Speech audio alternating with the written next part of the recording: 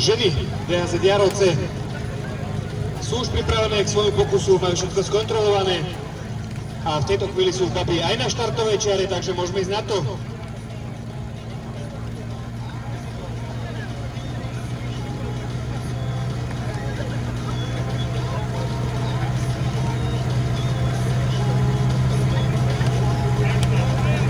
Ešte drobné úpravy na bečke, na mašinke, aby nám to tam dodržalo tú správnu vzdialenosť.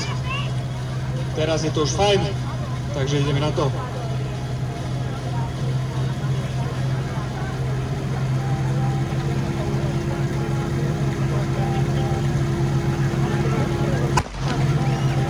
No a vystrel oštartoval ďalší ženský pokus dnešného večera. Jarovce sú už na dráhe. Voda už nám ide do mašiny, trošičku tam máme zdržanie na rozdeľovači, ale vyzerá to tak, že by sme to mohli dobehnúť. Zdrovička výborne počkala aj na túto mapu.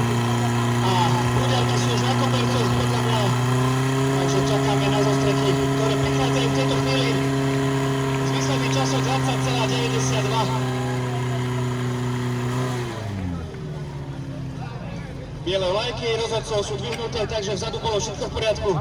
Myslím, že aj vpredu to bolo bezproblémové, čiže môžeme zapisovať 20,92 na